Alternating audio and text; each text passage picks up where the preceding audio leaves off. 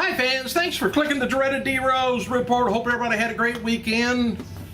Some people do, some don't. Hulk Hogan, believe it or not, he's been offered an open checkbook for the rights to his release of his recent, surfaced sex tape. But they say it's his tape. It's not.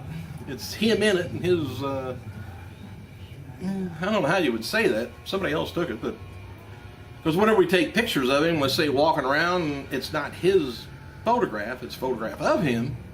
He don't have no rights to it. But anyway, according to TMZ, a prominent adult website sent the legendary wrestler a letter stating that he could have any offer he wanted. Now, the major website, I would suspect, would be Vivid. By the way, I got Queen of the Ring the other day with China. I may give you a little bit of what goes on in it later. I mean, tomorrow or sometime, whenever it's slow news day.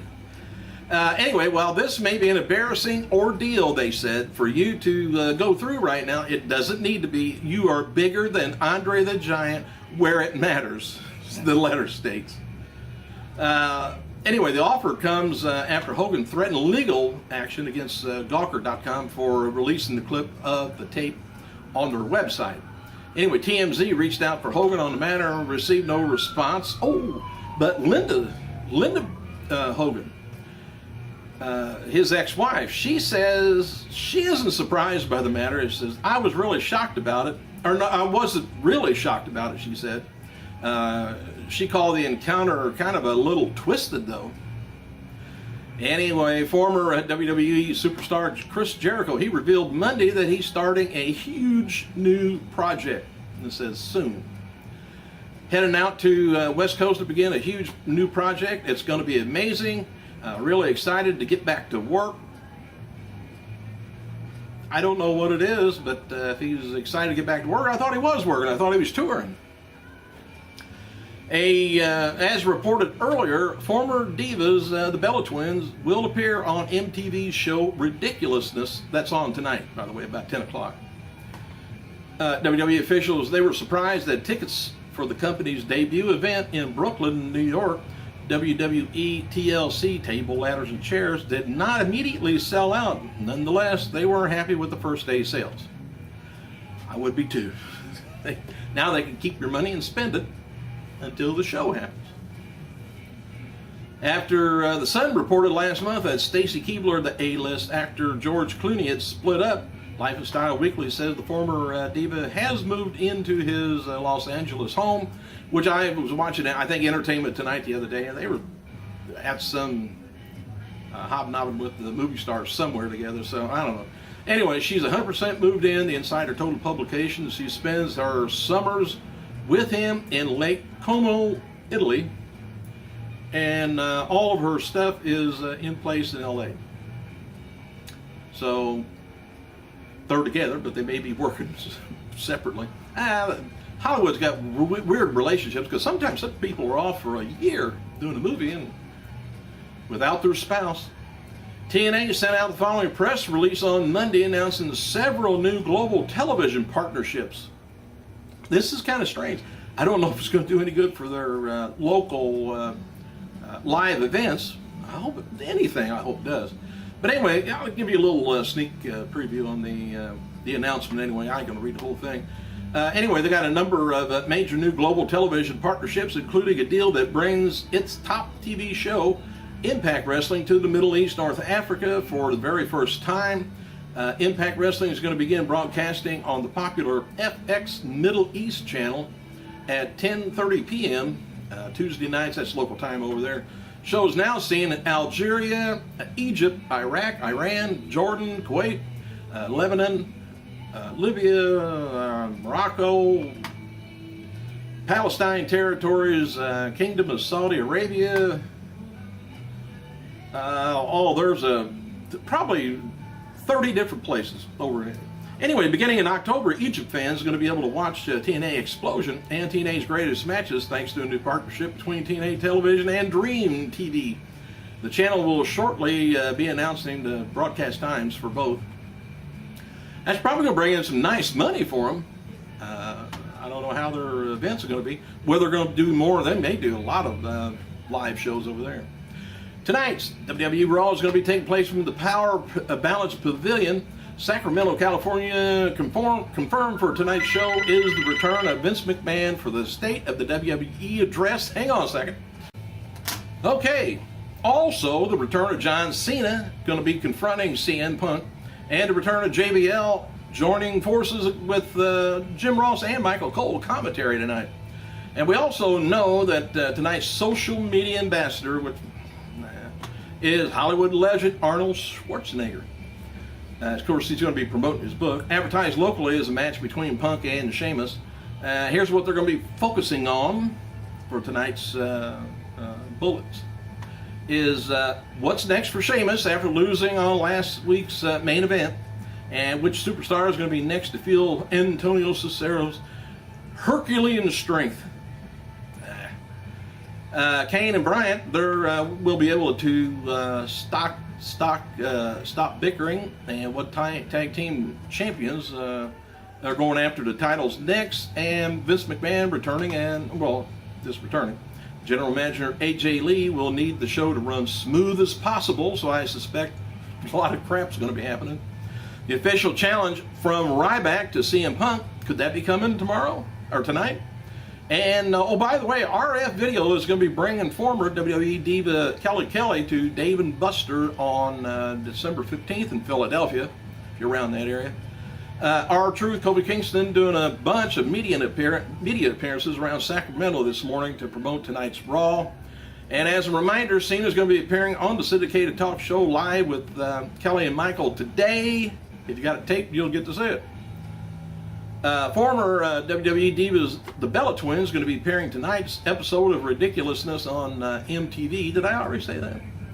After missing weekend independent appearances, former diva Jillian Hall says she had bad experience with a man helping her out. Let's see what this says. She's letting everybody know that female wrestlers and promoters, she says, please be aware of dealings with a driver booker, Dan M., it says. Ladies, he's trying to be way more than he claims, and for those who knows anything about him, he has referred to me as his next Gorgeous George, and this weekend caused many problems for me intentionally. He caused it, and he has drunkenly admitted to sabotaging any bookings I may get if they aren't true to him.